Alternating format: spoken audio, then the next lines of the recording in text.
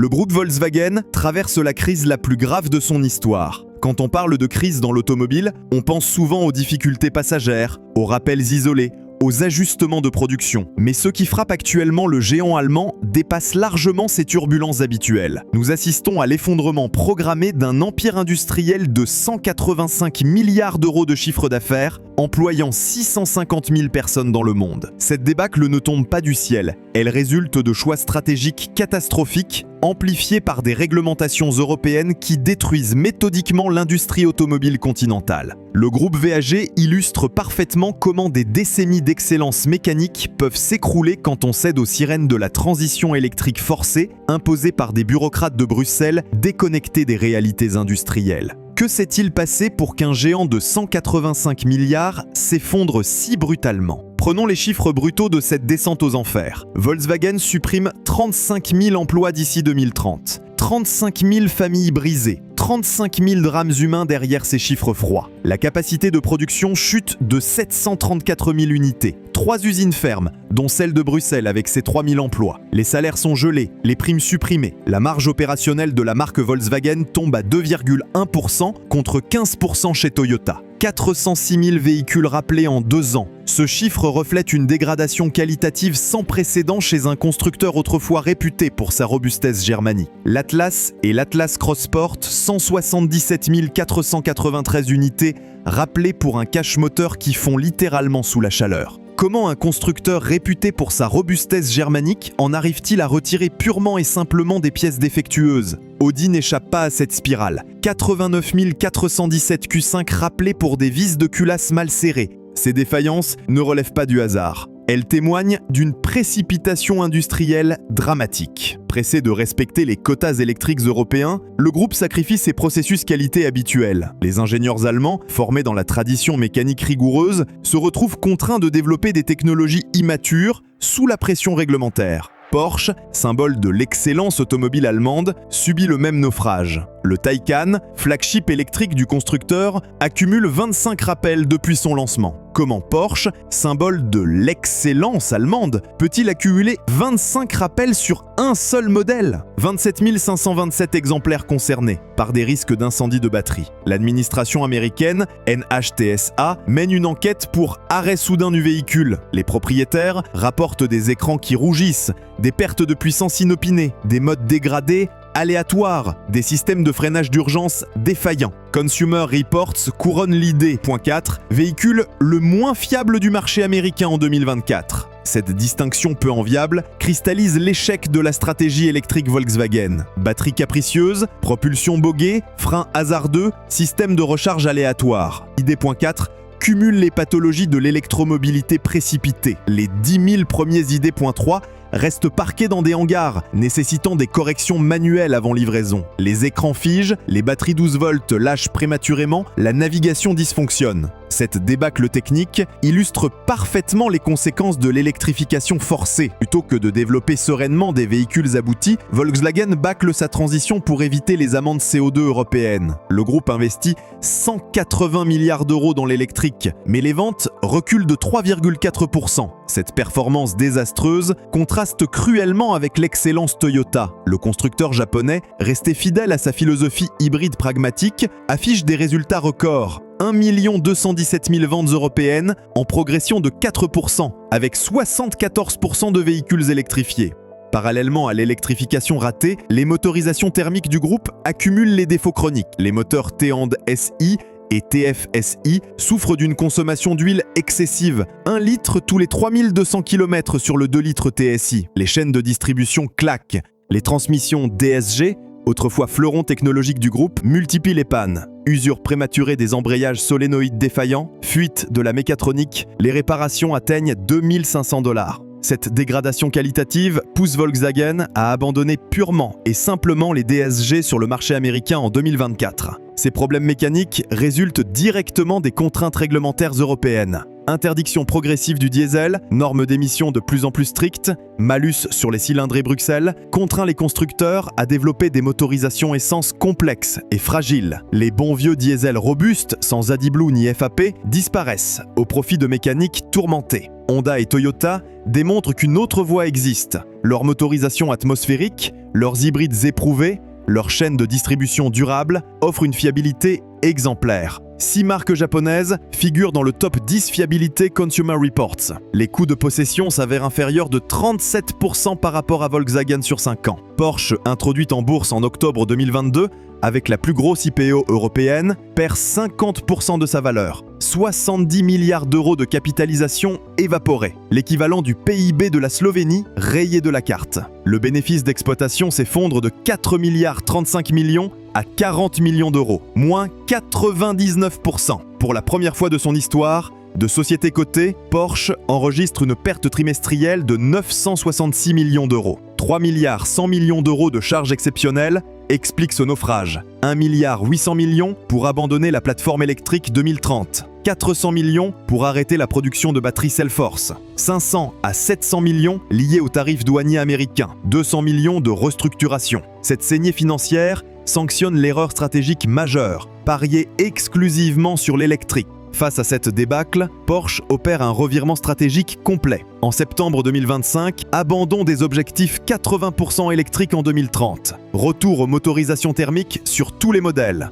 En Chine, premier marché automobile mondial, Volkswagen subit une déroute historique. Les ventes chutent de 9,5% à 2 900 000 unités. La part de marché tombe à 14,5%. Comment BYD a-t-il réussi à surpasser des décennies d'expertise allemande en si peu de temps? BYD, géant chinois des véhicules électriques, explose avec 3 840 000 ventes nationales et 4 270 000 mondiales, soit 41% de progression. Cette domination chinoise ne relève pas du hasard. BYD maîtrise l'intégralité de sa chaîne de valeur. Batterie, moteur, électronique, assemblage. Les technologies dépassent souvent les standards européens. Batterie de 150 kWh offrant 929 km d'autonomie, recharge permettant 500 km en 10 minutes. En Europe, BYD dépasse Tesla en avril 2025 avec 11% du marché électrique. Les constructeurs chinois bénéficient de subventions massives, d'une main-d'œuvre bon marché, de réglementations environnementales laxistes.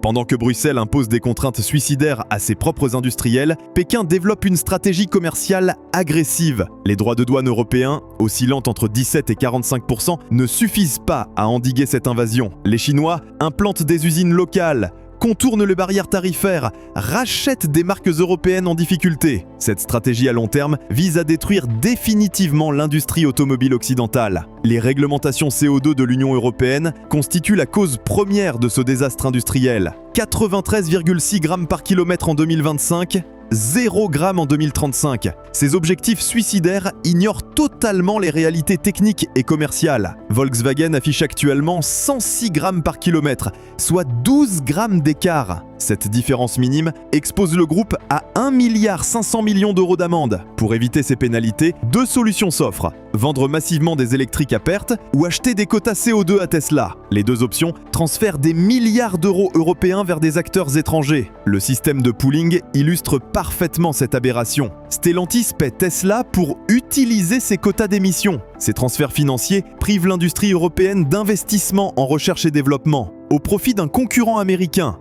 Prochaine étape réglementaire, Euro 7 ajoute 130 à 450 euros par véhicule. Surveillance des particules, de freins et de pneus, durabilité doublée des composants anti-pollution. Système de diagnostic renforcé, chaque nouvelle norme complexifie et renchérit la production automobile européenne. Toyota démontre qu'une autre approche fonctionne. Le constructeur japonais refuse le tout électrique imposé par Bruxelles, privilégiant une stratégie multi-énergie, hybride classique, hybride rechargeable, hydrogène, biocarburant. Cette diversification technologique offre une résilience exemplaire face aux fluctuations du marché. Les résultats parlent. Toyota réalise un bénéfice record de 36 milliards 400 millions de dollars, soit 3 fois supérieur au marché chinois. En Europe, le constructeur affiche 4% de croissance avec 74% de véhicules électrifiés. Les hybrides progressent de 33,1% en décembre 2024. Cette réussite s'appuie sur une philosophie industrielle cohérente. Plutôt que de révolutionner brutalement ses gammes, Toyota fait évoluer progressivement ses technologies éprouvées. L'hybride Toyota, développé depuis 25 ans, affiche une fiabilité exemplaire. Aucun rappel massif, aucune défaillance systémique, aucune obsolescence programmée. Honda suit la même voie. avec ses motorisations IVTEC atmosphériques et ses systèmes hybrides IMMD. Civic Accord CR-V hybride représente 40 à 50% des ventes avec des consommations de 49 à 52 miles par gallon. Ces performances s'obtiennent sans compromis sur la fiabilité, ni dépendance aux batteries chinoises. Le mal frappe également les constructeurs français. Stellantis rappelle 930 000 véhicules pour le moteur 1,5 Blue HDI diesel. Chaîne de distribution défectueuse, risque de casse moteur. 1 million de véhicules concernés en Europe. Garantie étendue à 10 ans, 240 000 km. Renault accumule les déboires sur ses motorisations récentes. Le 1,2 TCE H5 FT souffre de surconsommation d'huile massive des 40 000 km. Le E-Tech hybride nécessite un rappel de 155 825 véhicules pour défaut d'étanchéité. Ces problèmes techniques révèlent une industrie française également touchée par la précipitation électrique. L'arrêt de l'usine de Poissy en octobre 2025 symbolise cette crise. 15 jours de fermeture, 2000 personnes en chômage partiel, production de DS3 et Opel Mokka totalement interrompue. Cette pause forcée vise à adapter le rythme de production face à un marché difficile, selon la communication officielle. Northvolt, champion européen des batteries, dépose le bilan en novembre 2024. 5 840 millions d'euros de dettes pour 30 millions de réserves. Cette faillite spectaculaire anéantit les espoirs d'autonomie européenne dans les accumulateurs électriques. Le groupe recevait des commandes de BMW, Volvo Polestar, Fluence. Sa disparition force ses constructeurs à se tourner vers les géants asiatiques,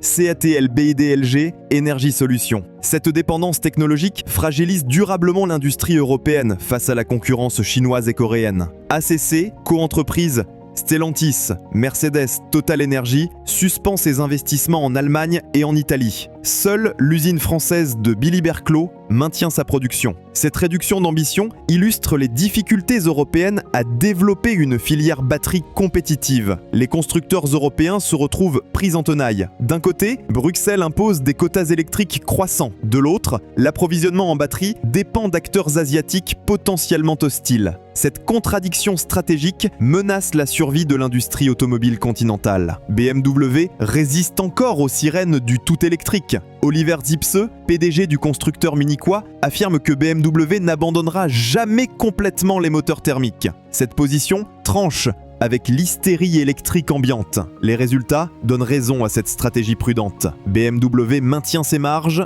malgré la crise, développe ses motorisations pour Euro 7, investit dans les carburants de synthèse. Cette approche équilibrée contraste avec l'aventurisme suicidaire de Volkswagen. Mercedes-Benz opère également un revirement discret. Abandonnant ses objectifs 100% électriques en 2030, la marque à l'étoile prolonge ses motorisations thermiques bien au-delà de 2030. Cette volte-face témoigne d'une prise de conscience tardive mais salutaire. Ces revirements stratégiques remettent en cause le dogme électrique européen. Si les constructeurs allemands, champions de l'ingénierie automobile, renoncent au tout électrique, c'est que cette voie s'avère techniquement et commercialement impraticable. Les ventes de véhicules électriques reculent de 5,9% en Europe en 2024. En Allemagne, marché de référence, la chute atteint 27,4% après l'arrêt des subventions. Cette désaffection massive remet en cause les projections optimistes de Bruxelles. Tesla s'effondre également, moins 60% au Royaume-Uni, moins 55% en Allemagne en juillet 2025.